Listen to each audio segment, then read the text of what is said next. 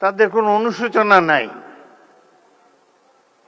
এত অন্যায়, অবিচার, খুন, গুম, মানি লন্ডারিং, হত্যা, নির্যাতন, আয়নাঘর, এতে তারা কোনো লজ্জাবোধ করে না তো।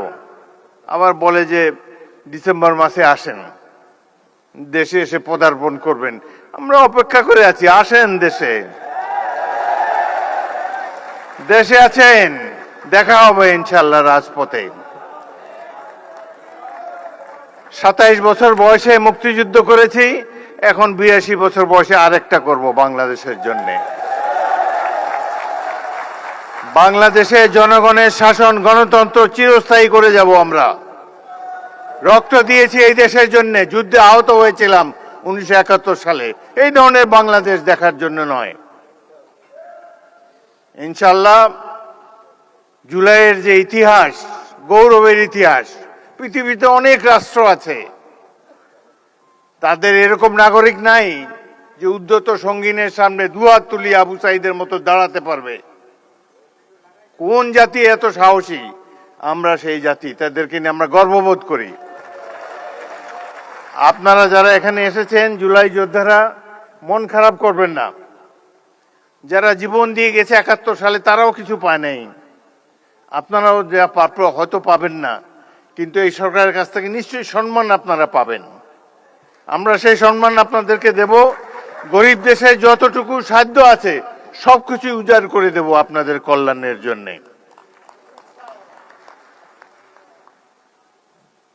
বাংলাদেশের এই সরকারের সবচাইতে গুরুত্বপূর্ণ কাজ জুলাইতে যারা আত্মাহুতি দিয়েছে সেই সব পরিবারের রক্ষণাবেক্ষণ করা। এটাই সবচাইতে পবিত্র দায়িত্ব। যারা আহত, চোখের দৃষ্টি হারিয়েছে, অঙ্গ হারিয়েছে, তাদেরকে সুস্থ করে তোলা এই সরকারের পবিত্র দায়িত্ব। ইনশাআল্লাহ আমরা সবাই মিলে সেটি পালন করব।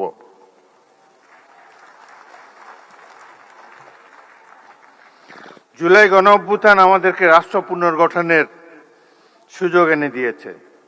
আমাদের লক্ষ্য হওয়া উচিত একটি গণতান্ত্রিক, ন্যায়ভিত্তিক, দুর্নীতিমুক্ত বাংলাদেশ, যেখানে প্রতিটি নাগরিক সমান অধিকার ও মর্যাদা পাবে।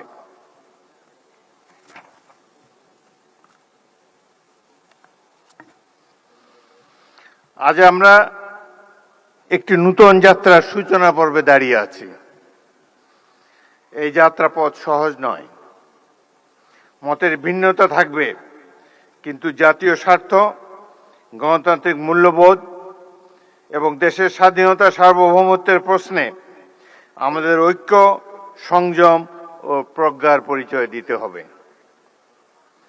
আমাদের সজাগ থাকতে হবে যাতে কোনো বিভাজন, কোনো বিদ্বেষ বা কোনো সংকীর্ণ স্বার্থ যেন আমাদের জাতীয় অগ্রযাত্রাকে ব্যাহত করতে না পারে।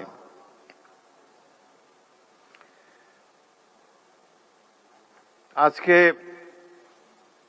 এই দৃশ্যটি একেবারেই অনভিপ্রেত ছিল। ভুল ত্রুটি তো হবেই মানুষের, সেটি আমরা সবাই মিলে শুধরে নেব। কোনো কিছুই তো পারফেক্ট না, মানুষ তো ভুল করতেই পারে। কিন্তু এইভাবে যে বিদেশি অতিথিদের সামনে যে নাস্তানাবুদ হলাম, এটি আমাকে খুবই ব্যথিত করেছে।